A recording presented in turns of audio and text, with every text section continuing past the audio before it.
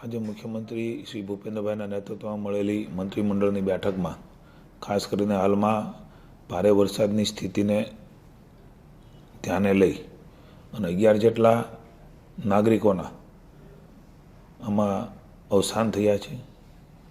બધા જ પ્રત્યે સંવેદના સાથે માનનીય મુખ્યમંત્રીશ્રી અને મંત્રીમંડળે દુઃખ વ્યક્ત કર્યું છે અને સૌ દિગ્વંતોને ભાવપૂર્ણ શોકાંજલિ પણ આપવામાં આવી છે અને પરિવારજનોને આવી પડેલી આ આફત માટે ઊંડી સાંત્વના અને સંવેદના વ્યક્ત કરી છે। માનનીય મુખ્યમંત્રીએ વરસાદી પરિસ્થિતિની સમીક્ષા કરી છે। પરિસ્થિતિનો સમગ્ર રાજ્યવ્યાપી જે જિલ્લાઓ અસરગ્રસ્ત છે એનો પણ તાગ મેળવ્યો છે। જ્યાં હજી વરસાદ નથી એની સ્થિતિનું પણ સમીક્ષાઓ એ કરી છે। કેટલાક તાલુકાઓમાં એ હજુ પણ વરસાદ પ્રમાણમાં નથી પડ્યો એની પણ માનનીય મુખ્યમંત્રી શ્રી ભૂપેન્દ્રભાઈએ વિગતો મેળવી છે।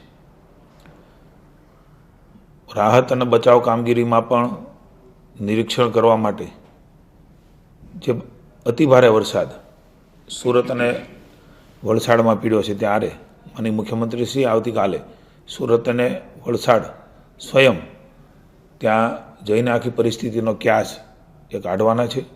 સાથે સાથે જે અસરગ્રસ્ત જિલ્લાઓ છે ત્યાંના સ્થાનિક મંત્રીશ્રી પ્રભારી મંત્રીશ્રી પણ ત્યાં સમીક્ષા કરે અને વ્યક્તિગત રીતે પણ એ આપત્તિ વ્યવસ્થાની સમીક્ષા કરવા માટેની પણ સૂચના એ માનનીય મુખ્યમંત્રીશ્રીએ આપી છે। પર્યાવરણને ખાસ અનુકૂળ રહે અને આપણે સૌ જાણીએ છીએ કે માનનીય વડાપ્રધાનશ્રી પણ ઈવી વાહનો માટેનું સતત દિશા દર્શન અને માર્ગદર્શન કરે છે। રાજ્ય પણ એ દિશામાં ખૂબ આગળ વધ્યું છે ત્યારે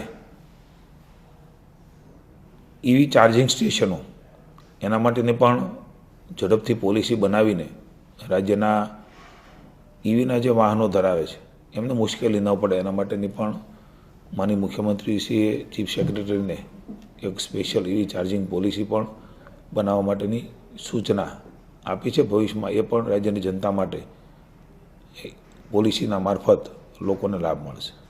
આજની મંત્રીમંડળની બેઠકમાં માનનીય મુખ્યમંત્રી ભૂપેન્દ્રભાઈ પટેલે મારા વિભાગમાં એટલે ફિશરીઝ ડિપાર્ટમેન્ટનો પણ મહત્વપૂર્ણ નિર્ણય એ લીધો છે।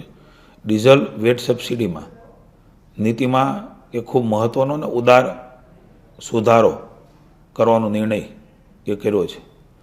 20 મીટર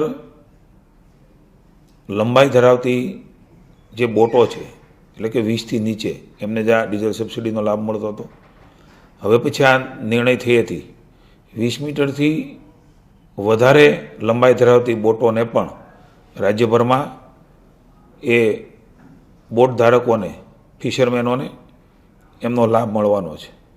ફિશિંગ બોટની નોંધણી એ રિયલ ક્રાફ્ટ પોર્ટલ પર થયેલી હોવી જોઈએ અને બોટ પાસે માન્ય ફિશિંગ લાઇસન્સ પણ હોવું જોઈએ। મારી વિનંતી છે કે હજી પણ જે લોકો પાસે નથી એ લોકો આ પ્રકારની નોંધણી કરાવીથી એમને પણ એનો લાભ રાજ્યની સરકાર આપવા માગે છે।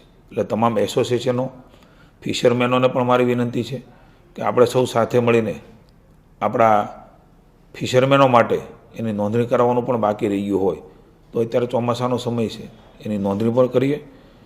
મને આનંદ છે કે આ નિર્ણયથી અનેક ફિશરમેનોને એ ડીઝલની વેટની સબસિડીનો લાભ હવેથી મળતો થશે।